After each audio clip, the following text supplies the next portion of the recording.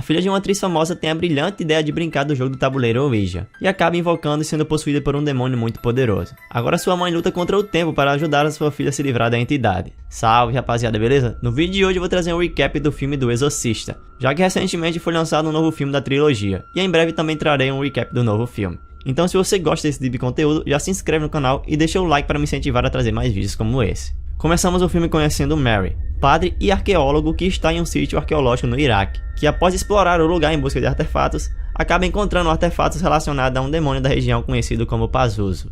Em seguida conhecemos a Chris MacNeil, mãe divorciada e era uma atriz famosa dos Estados Unidos, e teria se mudado há pouco tempo para uma casa nova em Washington, junto com sua filha Regan. Também conhecemos o Padre Carras, que além de padre também é psiquiatra, e uma espécie de rock balboa da Shopee, que vivia sozinho e costumava fazer visitas à sua mãe vez ou outra. Até que em uma certa noite na casa da Chris, enquanto a Chris conversava com sua filha no porão, ela acaba encontrando um jogo do tabuleiro Ouija. A Regan logo fala para a mãe que já tinha brincado com o tabuleiro, e a Chris, ainda meio surpresa, chama a filha para brincarem juntas. Entretanto, quando a Chris tenta colocar a mão no tabuleiro, a peça simplesmente se move sozinha. E é aí que a Regan fala que um tal de Capitão Rauge não quer que ela brinque com ele. E o mais impressionante é que a Chris viu com seus próprios olhos que a peça tinha se movido sozinha e simplesmente ignorou. Fora o fato dela aparentemente já conhecer o tabuleiro e não questionar nada sobre sua filha brincar com o jogo do capeta. Enfim, a Chris só ignora tudo e volta às suas rotinas diárias. Na noite seguinte, enquanto a Chris dormia, ela recebe uma ligação do seu diretor chamando ela para continuar as gravações. E quando a Chris olha para o lado, ela se depara com sua filha. A Chris questiona a Regan por que dela estar ali, e a Regan fala que não estava conseguindo dormir por conta de sua cama que não parava de sacudir. E a Chris mais uma vez não dá a mínima para o que sua filha falou, e a garota também age como se fosse algo comum a sua cama sacudir sozinha. O fato é que as coisas na casa já começam a ficar meio estranhas. A Chris escuta uns barulhos esquisitos vindo do sótão da casa e resolve ir verificar, mas não encontra nada e só acaba se assustando com seu mordomo falando que não tinha ratos lá em cima.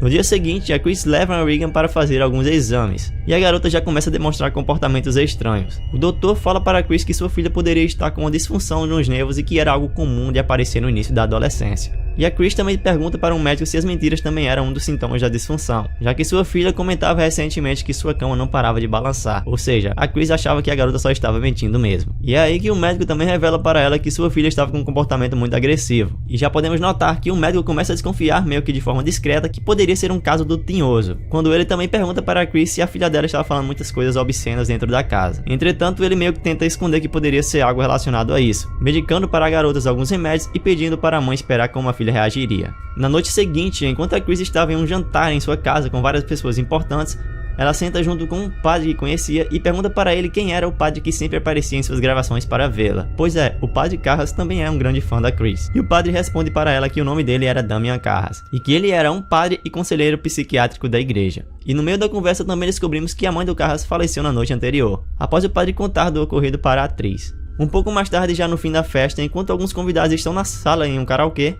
a filha da Chris aparece e urina na frente de todos, e ainda fala para um maluco que ele iria morrer. Você vai morrer lá em cima.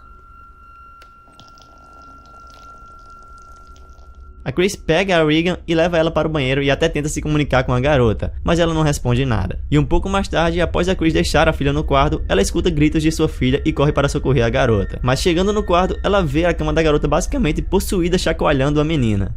Meu Deus!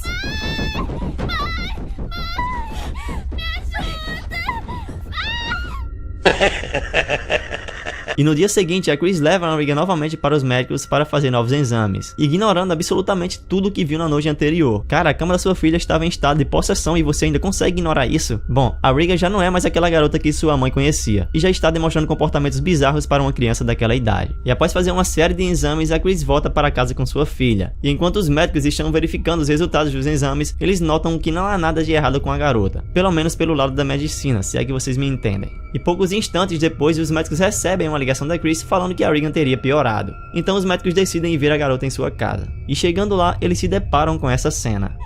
Que é isso? O que está acontecendo? Vamos ver o que é isso. Regan! Essa porca é minha! Me come!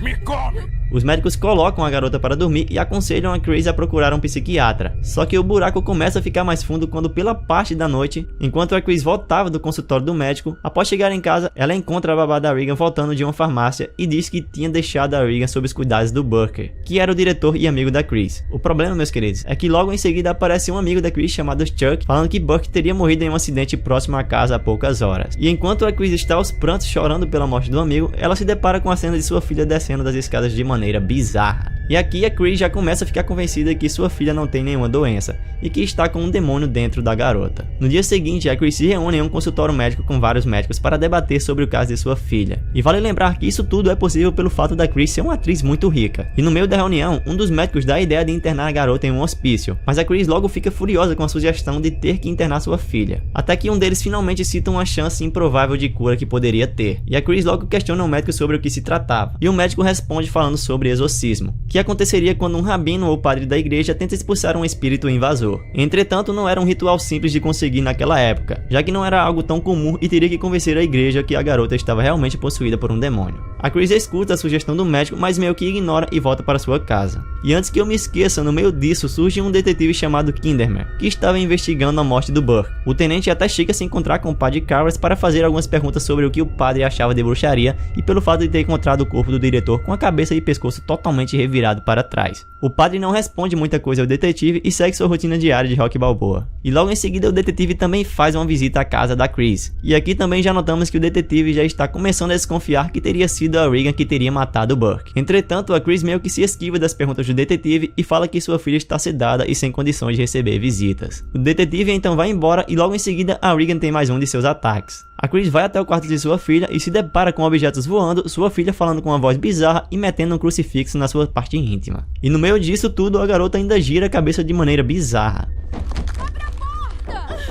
E agora não tem mais pra onde correr. A Chris está 100% convencida que sua filha está com um demônio. Então a atriz marca um encontro com o padre Damian Carras. No encontro, ela fala para ele sobre sua filha e pergunta se ele poderia ajudar fazendo um exorcismo. Porém, o padre responde que não era possível e que não se tratava de algo simples, já que teria que ter a aprovação da igreja. A Chris logo começa a implorar e diz que não há mais nada que ela possa fazer pela sua filha, e por fim acaba convencendo ao Carras a ir fazer uma visita à sua filha. O padre vai até a casa e se depara com a Regan com o rosto totalmente deformado e começa a conversar com a garota em tom de deboche. Na verdade, o padre nesse momento ainda não acredita que a garota possa estar possuída. Mas no meio da conversa dos dois, o padre fica com uma pulga atrás da orelha quando a garota cita que a mãe dele estaria lá junto com eles. Acontece que ninguém teria falado do padre para a garota e muito menos que sua mãe teria falecido. O demônio até tenta intimidar o padre Carras, mas o padre refuta o demônio e leva uma vomitada de graça na cara. Então sabe o nome de solteira da minha mãe? Qual é? Então o padre volta para sua casa e retorna no outro dia, só que dessa vez com um gravador de voz para gravar toda a conversa com a garota. E após o padre gravar toda a sua conversa com a Regan e enganar o demônio com uma suposta água benta, ele conversa com a Chris e insinua que a garota poderia estar encenando tudo, pelo fato dele ter jogado água da bica falando que era água benta e o suposto demônio ter demonstrado o incômodo. Mas em seguida, Chris fala para o Carras que foi a sua filha em que matou o seu ex-diretor, Burke, deixando o padre em choque e mudando de ideia sobre o que pensava. Então o padre leva a gravação para sua casa e descobre que o demônio estava falando a sua língua, só que de trás para frente. E após o Carras inverter a gravação, ele escuta o demônio falando que tinha medo de um tal de Padre Mary. E é aí que o Carras no dia seguinte vai até a direção da alta cúpula da igreja católica pedir permissão para fazer um exorcismo. A alta cúpula concede a permissão ao Carras e também convoca o padre Merrin para participar do exorcismo. E finalmente, alguns dias depois, o padre Carras e Merrin vão até a casa da Chris para fazer o exorcismo na Regan. Chegando lá, os padres começam um ritual de oração antes de entrar dentro do quarto da garota. E confesso para vocês que nessa hora fiquei arrepiado com essa cena de tão macabra e assustadora que é. Tá, Padre. já chegou. Padre Carras, é uma honra conhecê-lo, padre. Eu quero cagar. O padre Merrin orienta o Carras para evitar conversas com o demônio e que o demônio iria misturar mentiras com verdades para confundir a mente deles. Então Merrin pede para que o Carras apenas ignore, pois caso deixasse o demônio entrar em sua mente, poderia comprometer todo o ritual. E após todo o preparo, os padres entram no quarto da Regan e começam as orações do ritual para exorcizar a garota. E de cara já notamos que o padre Carras não está preparado para o ritual, quando começa a demonstrar estar assustado com o que está vendo. E no decorrer do exorcismo, o Merrin consegue ver que o demônio que estava na garota era o demônio Pazuzu, quando tem a referência de um artefato que encontrou no Iraque. E após uma longa batalha contra o demônio, o Merrin chama o Carras para dar uma pausa no ritual. E já podemos notar que esses padres não estavam nem um pouco preparados para esse exorcismo, uma vez que o Merrin quase bate as botas durante o exorcismo, e o Carras, com sua inexperiência, completamente perdido e assustado com os poderes do demônio. E após alguns minutos de intervalo, os padres voltam para dar continuidade ao exorcismo. E o padre Merrin logo nota que o Carras não estava preparado para o ritual, e pede para que o Carras saísse de dentro do quarto para ele dar continuidade ao exorcismo sozinho. O padre Carras sai do quarto e depois de alguns minutos aguardando lá de fora, o Carras resolve subir para ver como estava o padre. E após entrar no quarto, o Carras se depara com o padre Merrin morto ao lado da cama. O padre fica em choque e parte para cima do demônio, até que o Carras resolve dar sua última cartada pedindo para o demônio deixar o corpo da garota e entrar no corpo dele. E assim o demônio faz. O demônio liberta a garota e entra no corpo do Carras. Então o padre não pensa duas vezes e pula da janela se suicidando. E no fim a Regan se liberta do demônio graças ao sacrifício do Carras. Ao final do filme, a Chris muda de casa junto com sua filha e seus funcionários e segue sua vida longe daquele lugar. E aqui finalizamos o recap do filme do Exorcista, meus queridos. Salve, rapaziada, beleza? Espero que tenham curtido o recap. Peço que deixem aquele like e se inscrevam no canal. E se puderem compartilhar esse vídeo com quem gosta desse tipo de conteúdo, agradeço demais. Valeu, rapaziada, tamo junto, eu sou o Koda e até o próximo recap.